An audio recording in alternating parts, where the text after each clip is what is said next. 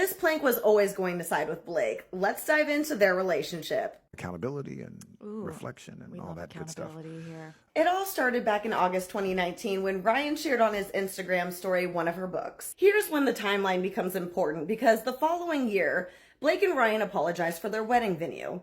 In doing so, they created a company called GEI and donated $200,000. I'll dive into the GEI company later in another video, but essentially they're to help minorities into the industry. The following year, the Man Enough podcast was released with Liz Plank, Justin Baldoni, and Jamie Heath. That same year, 2 months later, Liz Plank was on the red carpet with Ryan Reynolds and gushing about him on Instagram.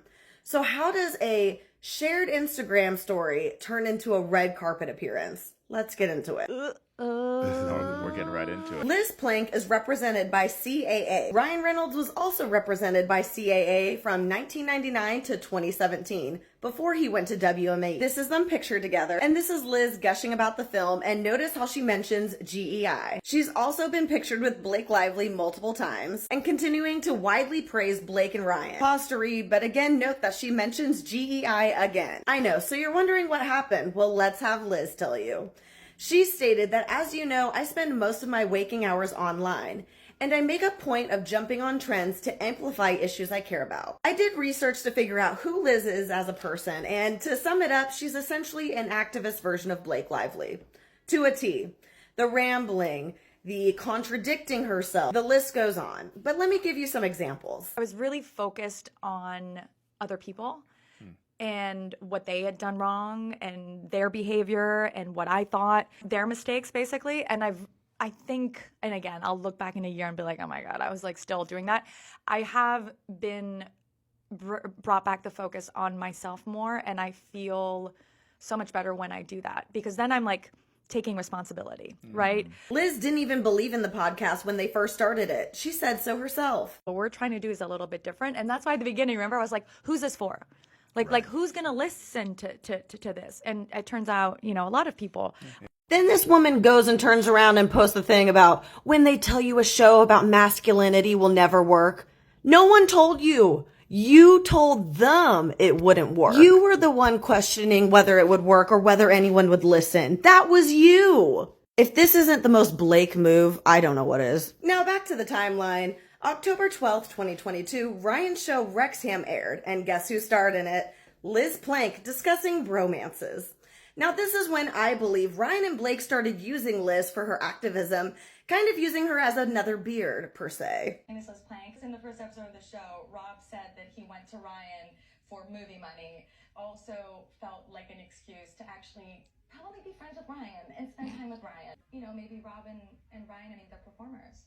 And so they're still out there, maybe some way performing, maybe not for their dads, but for each other. September 27th, 2024, Blake filed her lawsuit against Justin Baldoni.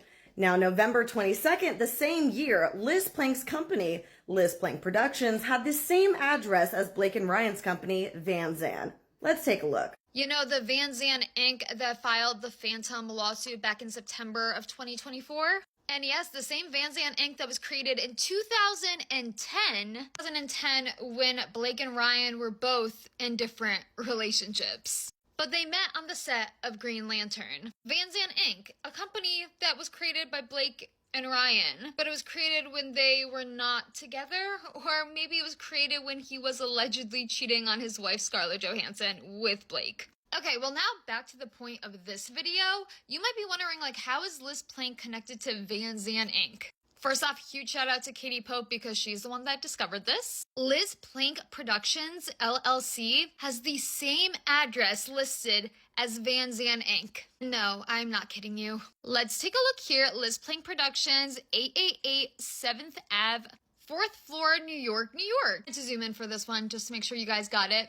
Van Zandt Inc. Address, 888 7th Ave, 4th floor, New York, New York. Interesting. And Liz Plank Productions was said to be established November 22nd of 2024. a little over a month before Blake Lively's complaint and the New York Times article came out. And just a month prior to Liz Plank Productions being created was the Phantom lawsuit. They 1000% were planning Justin Baldoni's downfall. They knew if they brought Liz Plank in, Liz Plank, his co-host, to his Man Enough podcast, if people saw that she dropped him like that, people would blame Justin Baldoni.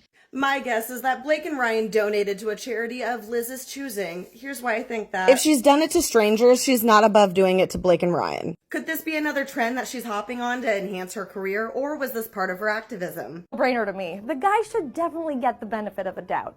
Benefit of a doubt! Pretty sure that's in the Constitution. And besides, the law is innocent till proven guilty. I almost forgot to mention that Liz Plank is a huge Swiftie. She's written multiple articles about Taylor Swift, praising her for everything under the sun, including her work in the feminist movement. As always, this is all alleged, so take it with a grain of salt, but what do you guys think?